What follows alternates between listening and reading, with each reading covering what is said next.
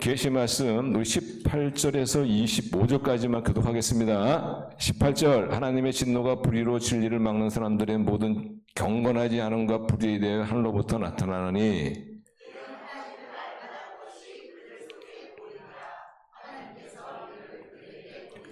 창세로부터 그의 보이지 아니하는 것들 곧 그의 영원하신 능력과 신성이 그가 만드신 만물에 분명히 보여 알려졌나니 그러므로 그들이 핑계하지 못할지니라.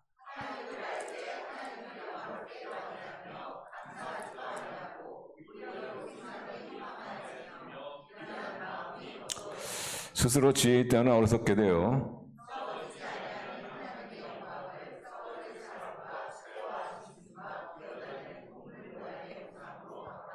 그러므로 하나님께서 그들을 마음의 정욕대로 더러움에 내버려 두사 그들의 몸을 서로 욕되게 하게 하셨으니 이는 그들이 하나님의 진리를 거짓 것으로 바꾸어 피조물을 조물주보다 더 경배하고 섬김이라. 주는 곧 영원히 찬양하실 이시로다. 아멘. 아멘이십니까? 네. 오래되지 않은 이야기인데 한 시민단체 대표가 그 여직원을 성추행해서 고발당한 그런 한 사건을 제가 뭐 그게 큰 사건은 아니었어요. 그렇지만 저는 그 사건이 저에게는 굉장히 충격적이었습니다. 왜냐하면 그동안 우리나라가 사회가 부패한 이유는 독재 정권이었다고 생각했거든요. 근데 이제 문민정부가 들었으면서 이제 특별히 그 문민정부 시대에 이 사회를 그래도 좀 깨끗하게 할 수 있는 사람들은 시민단체들이 아니냐. 전 그런 기대가 있었는데 그런 시민단체의 대표자가 참 여직원을 성추행해서 고발당했다는 이것은 사실 제가 개인적으로는 굉장히 충격적이었어요. 그러면 우리나라는 희망이 없다는 얘기인가. 이런 생각, 절망감까지 들더라고요. 절망감까지. 그러면 이 사회가 부정부패했던 것이 꼭 독재 정권만은 아니구나. 이런 생각도 들었어요. 그러면서 한편 드는 생각이 이 사회를 바꾸는 것은 한 개인이 할 수 있는 게 아니구나.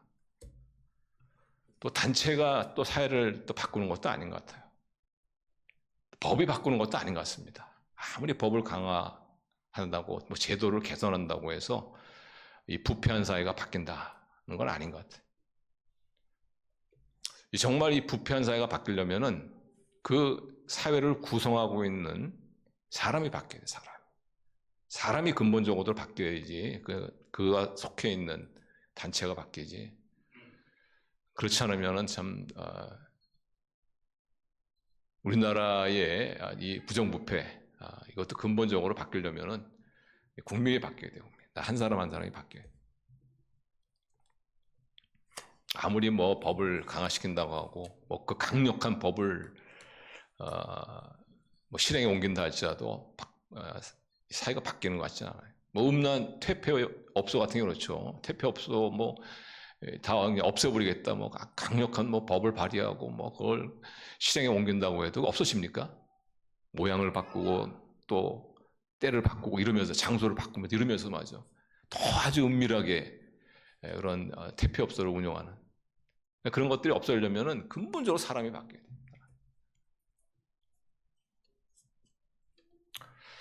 근데 사람이 바뀌려면은 먼저 알아야 될 것이 왜 인간은 부패했는가 그렇죠. 왜 인간은 부패했는가. 정말 우리가 여기에 대한 바른 진단만 할 수 있다면 그러면 저는 이 사회에도 소망이 있다고 저는 생각합니다. 왜 인간이 부패해졌을까요? 거기에 대해서 오늘 본 말씀은 확실하게 성경적 대답은 뭐냐? 바로 하나님을 떠났기 때문이다. 하나님을 떠났기 때문에. 여러분 이 물고기 같은 경우에도 살아있는 동안에는 어항 속에다가 이렇게 물 안에 넣고 뭐 적당한 이렇게 먹이를 주면 어떻게 해요? 몇 주 몇 달 이렇게 살지 않습니까?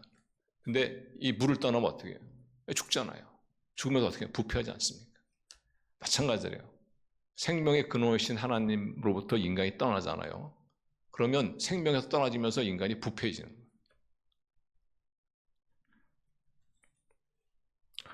그래서 특별히 그 하나님이 계시다는 것이 이렇게 분명한데 그런데 그 하나님을 자꾸 무시한단 말이죠. 인간은. 무시한 그 결과가 뭐냐? 그것이 인간의 부패예요. 인간의 부패. 생명에서 떠나면은 부패하게 되어 있어요. 그래서 오늘 18절, 21절 이렇게 말합니다. 제가 읽어드릴게요. 하나님의 진노가 불의로 진리를 막는 사람들의 모든 경건하지 않음과 불의에 대해서 하늘로부터 나타나니. 자, 19절. 이는 하나님을 알만한 것에 그들 속에 보임이라. 하나님께서 이를 그들에게 보이셨느니라. 그러니까 하나님이 계시다는 거 다 보였단 말이죠. 그 20절 같이 읽어요. 시작. 창세로부터 그의 보이지 아니하는 것, 곧 그의 영원하신 능력과 신성이 그가 만드신 만물에 분명히 보여 알려졌나니 그러므로 그들이 핑계하지 못할지니라. 이렇게 하나님이 존재하신다는 것이 분명한데 그럼에도 불구하고 인간은 하나님은 없다 하면서 하나님을 무시한다는 거예요. 하나님의 존재를 인정하지 않는. 그러면서 생명에서 떠나면서 인간이 부패해지는 겁니다. 근데 사실상 이렇게 가끔 이런 뭐 전도한다든가 아니면 성경 공부할 때 보면은 이제 안 믿는 분들 같은 경우 이런 질문을 많이 합니다. 하나님 믿으세요? 이러면은 증명해 주세요. 하나님이 계시다는 것을 증명해 주세요. 이런 얘기 많이. 근데 저는 알아요. 왜 그 사람이 그걸 요구하는지. 그 사람 믿고 싶지 않은 거예요. 그런데 믿고 싶지 않은데 하나님이 존재하지 않는다는 그 나름대로의 그 확신을 가지면서 믿고 싶지 않은 거예요. 근데 하나님의 존재를 증명하는 것은 어렵습니까? 불가능합니다. 저는 하나님의 존재를 증명하는 걸 불가능하다고 생각해요. 근데 더 불가능한 것이 뭐냐면 하나님이 안 계시다는 것을 증명하는 것이 더 어려워요. 하나님이 계시다는 것보다도 하나님이 안 계시다는 것을 증명하는 것이 더 불가능합니다. 제가 한 그 유전학을 전공하는 이분이 유전공학 박사세요. 유전학을 전공하신 분이신데 이분은 그 불교 집안에서 태어나서 잘하신 분입니다. 근데 그가 이렇게 유전학을 이렇게 유전공학을 연구하게 되었는데 유전공학을 연구하다 보니까 그 DNA가 있죠. DNA가 그러니까 유전의 그 DNA가 한 10만 개가 넘는다는 거예요. 인간 안에 있는.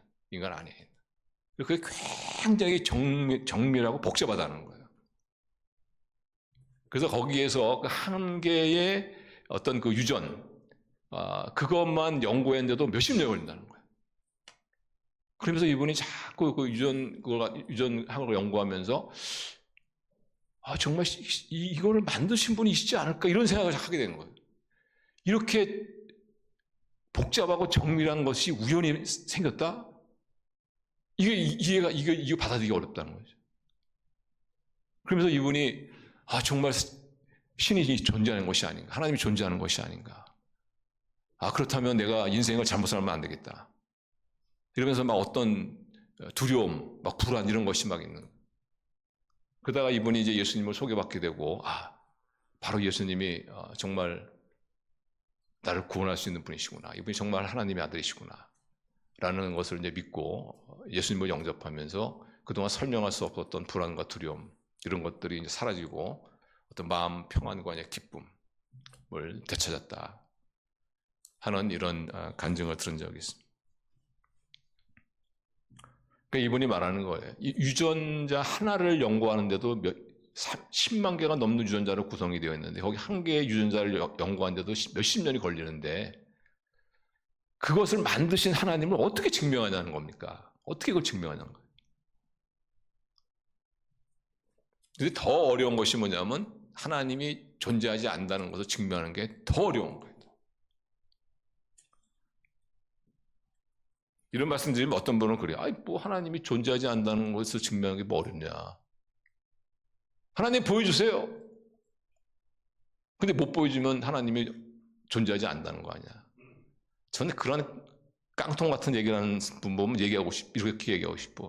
당신 하나님 보면 죽어. 인간의 눈에 존재하는 그런 분이 그게 하나님이겠습니까? 그러나 하나님은 자비로우셔서 볼 수 없는 하나님을 볼 수 있는 하나님으로 이 땅에 보여줬으니 그분이 바로 예수 그리스도인 것을 여러분 믿으시길 바랍니다. 저는 그분을 바라보고 그 예수님을 바라보라. 인간의 형상으로 오신 그 예수님, 하나님이신 예수님을 보라. 그분의 행적을 보고, 그분의 인격을 보고, 그분이 행하신 일들을 보고, 그분이 일으키신 기적들을 바라보라. 하나님은 당신이 볼 수도 없을 뿐더러 당신 보면 죽어. 그 즉시로 다 녹아버려. 녹지도 않습니다. 사라져버려요. 여러분 생각해보세요. 이 자연 법칙에 의해서 움직이는 이 자연, 이 광대한 자연을 한번 바라보세요. 이 자연이 과연 우연히 만들어졌느냐? 아니면은 이 자연을 만들어서 이 자연 법칙에 따라 누군가가 이 자연을 움직이게 만들었는가? 자연이 우연히 만들어졌다는 것을 증명하는 것보다도 자연이 우연히 자연이 누군가에서 만들었다는 것보다도 우연히 만들었다고 하는 것이 증명하기가 더 어렵습니다. 더 어려워. 그래서 특별히 어떤 이 자연을 연구하시는 분들이요, 그 기독교인이 많은 거예요. 기독교인이. 왜냐하면 파고 들어왔어. 이건 정말 우연히 생길 수 없는 거고 그런 것이. 이건 너무 신비한 거고. 분명히 그것을 만드신 분은 인간은 아닐 테고, 인간이 어떻게 만드냐? 분명히 신이 있다, 하나님이 있다. 여러분이 그 바다에 가다가 시계를 하나 주웠어. 시계가 아주 정밀하게 잘 가는 시계야. 찌깍찌깍 정확하게 가는 시계. 그러면 그것이 이 시계가 우연히 만들어졌다 하고 믿는 것하고, 누군가 이 시계를 만들었다. 여러분, 이 시계가 막 파도하고 바람하고 막 풍화작용을 막 해가지고 뭐 바닷물이 막 들어갔다 나갔다 하면서 이렇게 해가지고 막 정밀한 시계가 돼가지고 딱 만들었다는, 이게 참 어렵지 않습니까? 믿기가. 누군가 만든 거예요. 그래서 여러분, 하나님을 증명하는 것보다 하나님이 계시다는 것을 증명하는 것보다 하나님이 계시지 않다는 것을 증명하는 것이 훨씬 어려워요. 왜냐하면 오늘 성경 말씀 나왔지만 하나님께서 만물에 모여 하나님이 계시다는 것을 나타냈습니다. 그래서 인간의 양심 안에도 하나님이, 유전공학을 전공한 사람은요, 유전자에 하나님이 계시다는 것을 나타내셨어요. 자연에 하나님이 계시다는 것을 나타내셨어요. 인간의 양심에도 하나님이 계시다는 것을 나타내요. 그래서 하나님은 인간 안에 하나님 존재에 대한 의식을 다 심어줬어. 그것이 저는 도덕률입니다. 도덕률. 그런 임마누엘 칸트는 그것을 도덕률이라고 얘기했어요. 그렇기 때문에 그런 하나님에 대한 의식이기 때문에 그나마 이 세상에 질서가 유지될 수 있는 거예요. 왜? 도덕이라는 것이 있기 때문에. 그거 없잖아요? 그럼 지옥이에요, 지옥. 양심이 어디 있고 도덕이 어디 있습니까?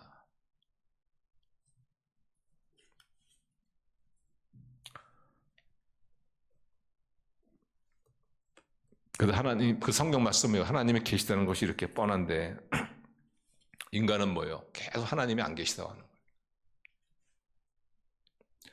거예요. 그러면서 인간은 부패해지는 거예요.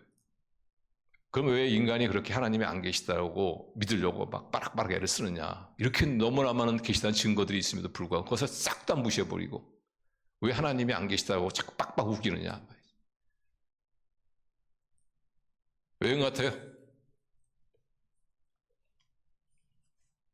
하나님이 계시면 부담스러우니까 그런 거예요.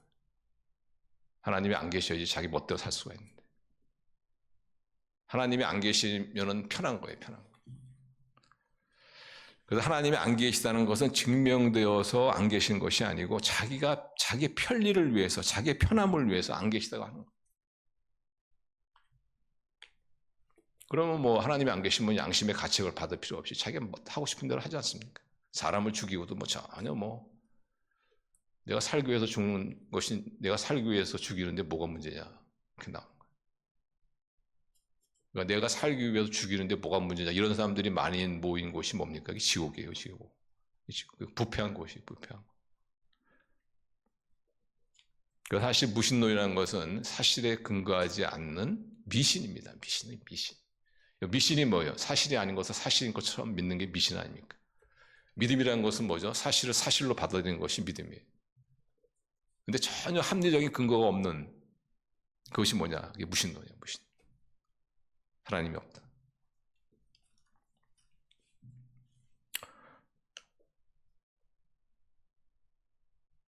그래서 인간은 하나님이 없다는 것이 어떤 합리적인 근거에 의해서 또는 어떤 증명되어서 하나님이 없다는 것이 아니라 자기의 욕망대로 살고 싶어서, 자기 편한 대로 살고 싶어서 그렇게 하나님이 없다는 거예요. 그렇게 하면 하나님이 어떻게 하시는지 아세요? 하나님이 어떻게 하십니까? 자, 24절 우리 같이 읽어요. 시작. 그러므로 하나님께서 저희를 마음의 정욕대로 더러움에 내어버려두사 저희 몸을 서로 욕되게 하셨으니. 여기 내어버려두사죠. 내어버려. 하나님이 없다면 하나님께서 어떻게 하시느냐? 하나님이 계시다는 그 수많은 증거들, 자기의 양심, 역사 속에서, 역사를 통해서 하나님은 계시다는 것을 말씀하십니다. 자연을 통해서 하나님이 계시다는 걸 말씀하시고, 인간의 신비로운 그 인체를 통해서 말씀하시고, 수많은 곳에서 하나님이 존재하시는 것을 말씀하는데 그것을 싹 다 무시하고 하나님이 계속 없다. 자기의 욕망대로 살고 싶어서, 자기 멋대로 살고 싶어서, 자기 편한 대로 살고 싶어서 하나님이 없다 하면 어떻게 해요? 하나님이 버려두십니다. 하나님이 유기하신단 말이에요. 유기. 자, 26절도 마찬가지입니다. 26절부터 이름으로 저희를 부끄러운 욕심에 내어 버려두셨으니. 자, 28절 같이 읽어요. 시작. 또한 저희가 마음에 하나님 두기를 싫어하며 하나님께서 저희를 그 상실한 마음대로 내어 버려두셨다. 끝까지 하나님을 무시하고 하나님의 존재를 인정하지 않으면 어떻게 하냐? 하나님을 버린단 말이에요. 포기한단 말이에요. 그걸 하나님의 유기라고 합니다. 이것이 바로 하나님께서 인간을 징계하는 최고의 징계예요. 최고의 징계. 여러분이 옆집에 어떤 아이가 하나 있어요. 근데 이놈이 좀 아주 잘못된 행동을 많이 해. 그러면은 여러분이 그 아이의 부모가 아닌 이상은 그 아이를 나무라는 데는 한계가 있어요. 한계가. 왜냐? 내 아이가 아니니까 사실. 근데 그런데 그 아이의 부모는 그렇지가 않죠. 때려서라도 고치려고 하지 않겠습니까? 왜냐? 자기 자식이니까, 자기 자식이.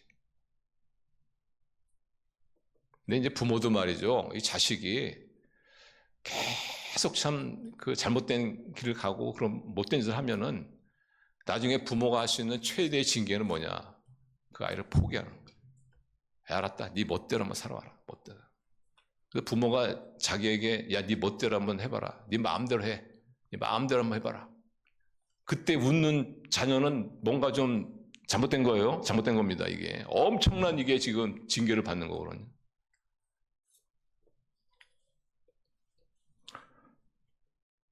어떤 자녀 같은 경우에는 부모님이 하나도 안 되니까 그래, 가서 네 멋대로 해. 그랬더니 좋아하더라고. 그게 지금 뭔가 잘못된 거예요. 뭔가 머리가 돌아가지 않는. 근데 우리 인간이 뭐야? 똑같이 그러고 있어. 하나님께서 없다니까 하나님께 그래, 네 멋대로 해라. 그러니까 좋아하는 거야 이게 바보처럼. 이 하나님의 가장 큰 징계인데 말이야. 그 유명한 무신론자죠. 유명한 무신론 철학자인 인거솔이라는 그런 사람이 있지 않습니까? 이 사람이 한 번은 그 광장에 사람들을 모아놓고 무신론을 막 그냥 막 핏대로 올리는 거예요. 그리고 그 하나님이 계시지 않는다는 그 연설의 절정에서는 갑자기 시계를 딱 풀더니 5분 동안 내가 하나님을 저주하겠다. 정말 하나님의 존재가 살아있으면은 나를 저주하고 나를 죽여라. 그래서 5분 동안 인 없는 하나님에 대한 막 저주를 막 퍼붓는 거예요. 5분이 지났어요. 살았어 이놈이. 봐라! 하나님 없지 않느냐. 그때 한 노인네가 탁 일어나더니 나는 하나님을 믿는 사람입니다. 내가 당신의 그 무신론에서는 뭐라고 하지 못하겠지만 그러나 당신이 5분 동안 그 저주했던 그것은 하나님이 존재하지 않는다는 것을 증명한 것이 아니고 하나님이 당신을 버렸다는 것을 입증한 것이다. 하나님이 그 사람을 버렸어요. 버린 겁니다. 그래서 이 노인이 뭐냐면 내가 아는 하나님은 내가 잘못된 길을 가면은 나를 때려서라도 나를 바로잡아 주시는데 그러나 하나님은 당신은 그 저주를 그대로 받고 아무 행동도 취하지 않은 걸 봐서 당신은 하나님의 자녀가 아닌 것이 분명하다. 하나님이 당신을 버린 것이 분명하다.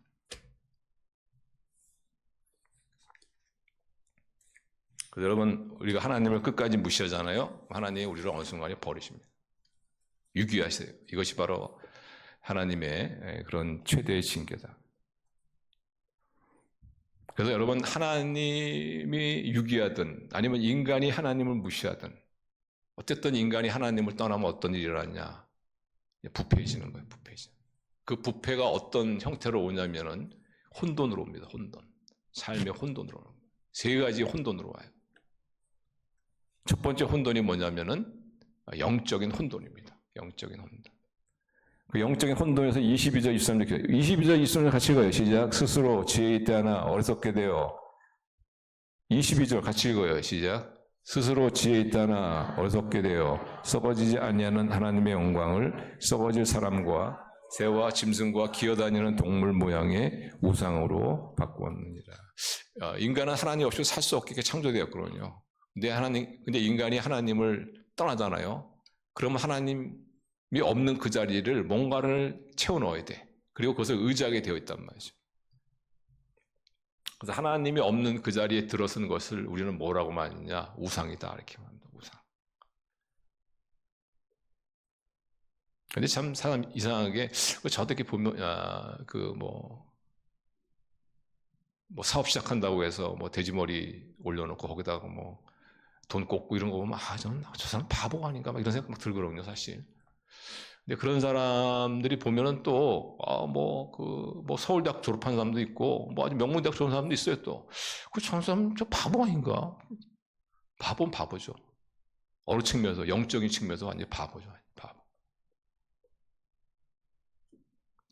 새해 정동 어딥니까? 정동진에 가가지고 떠오르는 해를 보고 빌고 저 사람이 바보 아니지? 바보 아니 태양 저게 무슨 자기의 인생을 주관해 준다고요? 바보 아니야?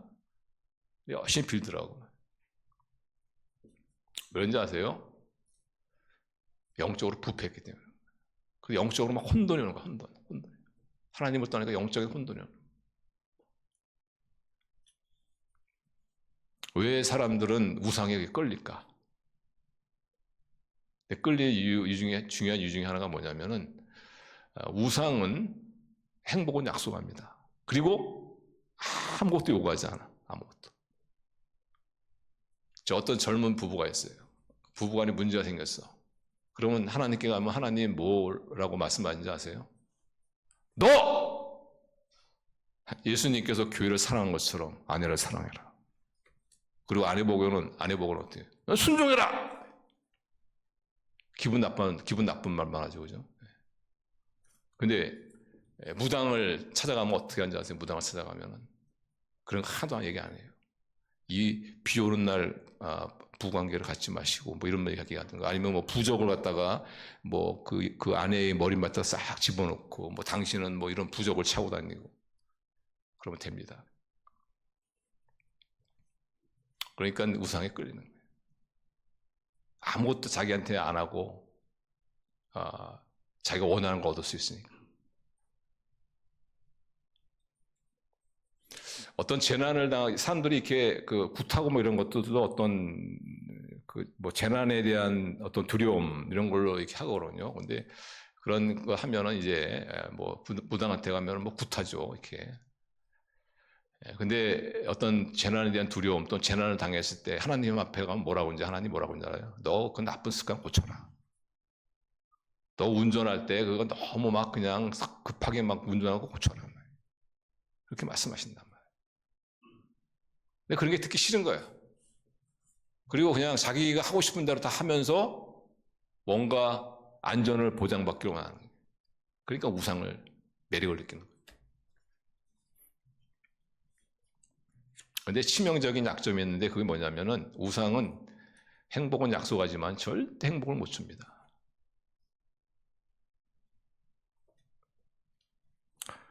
그게 문제라는 거예요. 그게 문제. 그래서 여러분 그 우상 숭배하는 분들 한번 얼굴 잘 해보세요. 이렇게 뭐 굿 같은 거 뭐 하는 거 좋아하고 뭐 점치는 거 좋아하고 뭔가 어쨌든 뭐 어떤 미신 이런 것도 좀 이렇게 좀 좋아하는 사람 있지 않습니까? 그러나 그런 사람들이 항상 깔깔 웃고 밝고 뭐 이렇게 행복한 난 전혀 본 적이 없는 것 같아. 항상 심각하고 막 뭐 아무리 뭐 좀 어두워 이렇게 어두워. 그래서 하나님께서 어떻게 해요? 이사야 55장 2절 같이 읽어요. 시작. 너희가 어찌하여 양식이 아닌 것을 위하여 은을 달아주며 배불게 하지 못할 것을 위하여 수고하느냐. 내게 듣고 들을지어다. 그리하면 너희가 좋은 것을 먹을 것이며 너희 자식들이 기름진 것으로 즐거움을 얻으리라. 이게 우상은 어떠한 그 배부름도 약속하지 못하고 배부름을 약속은 하지만 주지 못하거든요. 목마름을 약속은 하지만 주지 못하거든요. 정말 우리의 목마름을 해가시켜 주시고 우리가 배부름을 주시고 우리를 행복하게 하시는 분은 하나님이시니까. 근데 그렇지 않고 그것을 약속은 하지만 주지 못하는 우상에 달려가는 이스라엘 백성을 향한 하나님의 안타까움이죠. 안타까움. 여러분도 아시겠지만 우상이라는 것은 깎아 만든 어떤 뭐 돌이나 이런 것이 아니죠. 하나님보다 의지하는 것이 다 우상 아닙니까?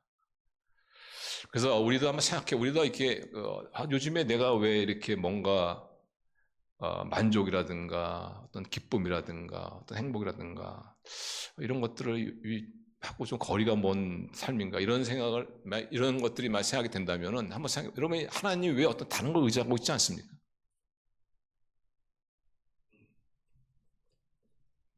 내가 은행 잔고에 뭔가 좀 돈이 많이 있어야 내가 마음이 평안하다. 그러면 그게 우상이에요. 그게 우상. 하나님과의 하나님과의 나의 바른 관계였을 때 내가 마음이 평안한가? 아니면은 은행 잔고에 돈이 많이 있어야 내가 마음이 평안한가? 아니면 하나님과의 관계도 좋고 은행 잔고에 돈도 있어야 내 마음이 평안한가? 거기서 하나님과의 관계가 올바른 내 마음이 평안하다. 그러면은 그거는 하나님을 잘 섬기는 거예요. 어떤 문제가 있을 때 그냥 기도하고 내가 그 문제를 대한다. 그래야 마음이 편안하다. 그러면은 하나님에 대한 믿음이 있는. 근데 그렇지 않고 그냥 뭐 문제 있으면 내가 딱 대한다. 그래야 내가 마음이 편안하다. 그러면 그게 우상입니다.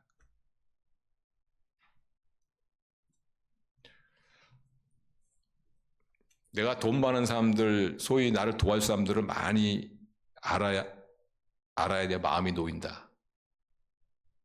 하고 하나님과의 관계가 좋아야지 내가 마음이 놓인다. 만약에 전자라면은 그게 우상입니다. 그리고 우상이라는 것은 우리에게 참된 안식을 못 주죠. 왜냐하면 우리는 사실 우상인지 알아요. 압니다. 그럼에도 불구하고 그것을 은근히 의지하고 있는 거야. 사실. 그게 언젠가 나를 배신하고 그게 결코 나에게 만족을 주지 못하는 걸 알아요. 그러니까 뭐 불안한 거예요. 그러니까 갖고 있으면서 어떻게 해요? 그거 잃어버리니까 불안한 거예요.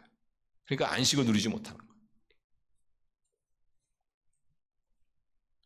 그래서 우리가 참된 안식을 누리지 못하고 요즘에 내가 자꾸 불안하고 두렵고 그리고 뭐 만족이 없고 그러면은 여러분 하나님과의 관계를 다시 한번 살펴봐요. 하나님과의 관계가 분명히 잘못되었을 거예요. 하나님보다 더 어떤 다른 걸 의지하고 있을 겁니다.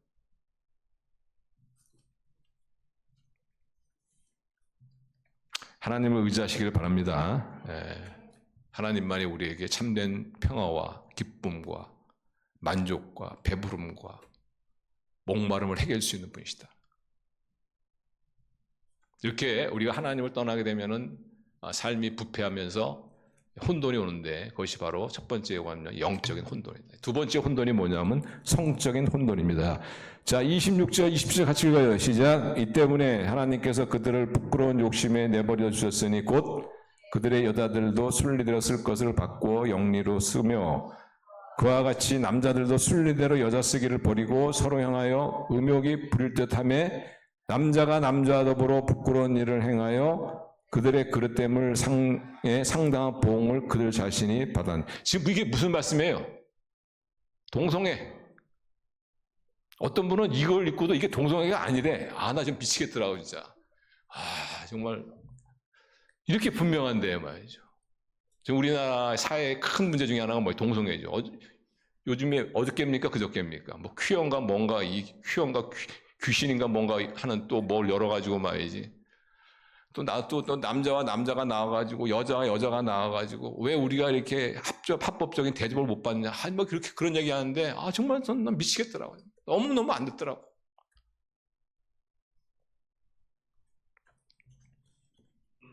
지금 우리나라는 큰일 났습니다. 이 동성애가 이제 정상적이다 하는 이런 식으로 지금 이야기가 돌아가고 있죠. 나중에는 정말 이 강단에서 동성애에 대해서 이거 죄로 이렇게 지적하잖아요. 벌금이나 감옥 갈 수도 있을 것 같아요, 생각에는. 그때가 옵니다. 와요.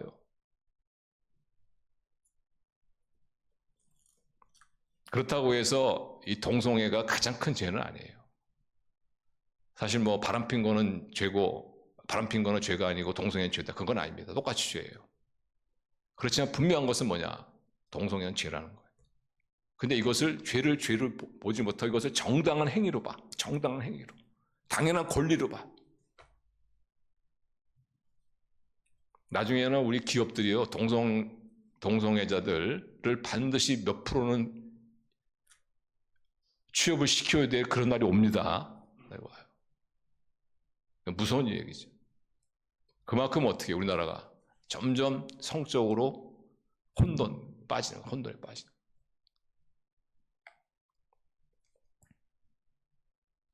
어린애 미성자면 어떻고 남의 배우자면 어떠냐.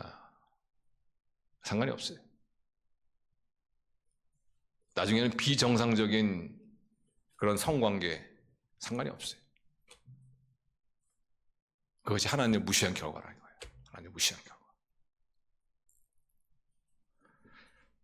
세 번째 혼돈이 뭐냐? 도덕적 혼돈입니다. 도덕적 혼돈. 자, 도덕적 혼돈 28절부터 보시면은, 자, 28절 보세요. 시간이 벌써 많이 지나가지고 빨리 하겠습니다. 28절 보시면 또한 그들이 마음에 하나님을 두기 싫어하며 하나님께서 그들을 그 상실한 마음대로 내버려둬 합당하지 못한 일을 하게 했으니 도덕적 혼돈이 옵니다. 29절 곧 모든 불의, 추악, 탐욕, 악에 가득한 자요. 그러니까 없던 게 막 생기는 거예요. 없던 불의로 채워지고 추악으로 채워지고 탐욕으로 채워지고 악의가 가득한 자시고 시기와 살인과 분쟁과 사기와 악독이 가득한 자 채워지고 그 다음에 뭐예요? 이 언어를 가지고 이제는 그 죄를 짓는 수근수근한 자요, 비방하는 자요, 그 다음에 하나님께서 미워하시는 자요, 능욕하는 자요. 그러니까 하나님의 권위를 떠나게 되면은 사람이 교만해지게 되어 있어요. 교만해지게 되어 있습니다. 그럼 어디까지 교만해지느냐? 부모를 거역하는 자까지 간다 하죠. 부모의 권위에 반기를 드는 자리까지 간다 이겁니다. 그 다음에 삶 가운데 없어지는 것이 있어요. 그것이 뭐냐? 31절 우매한 자요 지혜가 없어집니다. 배악한 자요 신의가 없어져요. 무정하고 무자비한 자요 정이 없어져요. 정이 없어요. 도덕적 혼돈이에요. 그럼 우리가 어떻게 이 부패에서 벗어날 수 있느냐? 한 가지 방법밖에 없어요. 생명의 근원이신 하나님께로 돌아야 할 줄로 믿습니다. 어떻게 하나님께 돌아옵니까? 예수 그리스도를 나의 주님으로 영접함으로. 영접하는 자, 곧 그름을 믿는 자에게는 하나님의 자녀가 되는 권세를 주셨으니 예수 그리스도를 나의 진실하게 구원자를 영접함으로 하나님께로 돌아가는 거예요. 그때 하나님께 돌아가면 어떻게 우리 삶의 혼돈이 떠나갑니다. 도덕적 혼돈이 떠나가고 영적인 혼돈이 떠나가고 성적인 혼돈이 떠나가면서 삶의 질서가 생기고 그러면서 기쁨과 평안과 보람을 느끼게 되는 거예요. 저는 이 자리에 있는 우리 한 분하고 그러면서 어떻게 해요? 그러면서 부패한 인간이 하나님의 자녀가 되면서 그런 사람들이 점점점 많아지면서 이 사회가 정말 깨끗하고 거룩한 사회가 되는. 그래서 이 대한민국의 이 사회가 거룩하고 깨끗한 사회를 만든 데 있어서 우리 여러분 한 분 한 분이 정말 쓰임 받으시는 그런 저와 여러분 되시기를 주님의 이름으로 축원합니다. 기도하시겠습니다.